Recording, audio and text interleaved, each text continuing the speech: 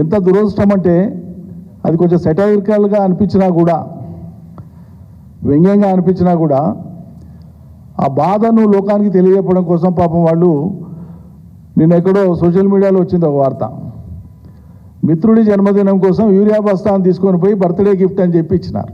Social మీడియాలో తిరుగుతుంది అది. గతంలో ఇట్లే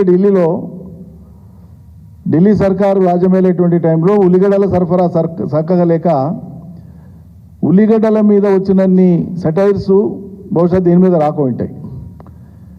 ఆఖరికి ఉల్లిగడ్డను తీసుకొని పోయి బర్త్డేకు హ్యాపీ బర్త్డే అని చెప్పి ఒక ఉల్లిగడ్డని ఇస్తే అదే గొప్ప వరం అనుకునేటువంటి స్థితి ఉంది.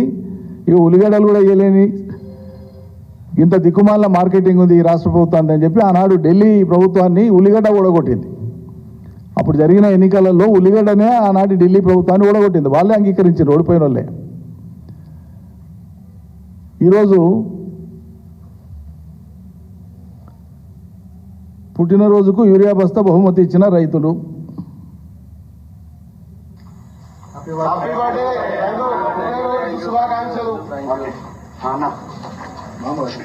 ఈరోజు మా మిత్రుడైనటువంటి మాల్ కిషన్ రెడ్డి 50వ పుట్టినరోజు సందర్భంగా మేము రైతులమందరం, ఇక్కడ ఉన్న దాదాపు అందరం రైతులమే, కాకపోతే యూరియా కొరత వల్ల ఇది ఒక గిఫ్ట్ ప్లస్ నిరసన విధంగా తెలియజేస్తూ ఈ యూరియాను ఒక బస్తా ఒకరికి ఒకే బస్తా ఇస్తున్నారు కాబట్టి ఈ మాల్ కిషన్ రెడ్డి అనే రైతుకు మేమందరం కలిపి ఒక యూరియా బస్తా బహుమతిగా ఇవ్వడం జరుగుతుంది.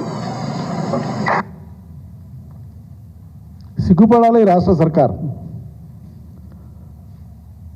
రోజు బుద్ధి పుట్టింది మాట్లాడతారు, నోటికొచ్చింది మాట్లాడతారు. మంత్రులు కానీ ముఖ్యమంత్రి గారు కానీ. మరి మీ సిపాయిలే కదా, చాలా పెద్ద హరివీర భయంకరులే కదా, ఎందుకు చేతనెత్తలేదు? కేంద్రం ఇచ్చినటువంటి యూరియాను సరఫరా చేయడానికి రాష్ట్రంలో ఎందుకు చేతనెత్తలేదు? ఇంత చేతగానాలకు పాలనా అర్హత ఉందా? అసలు సిగ్గుపడాలి అసలు.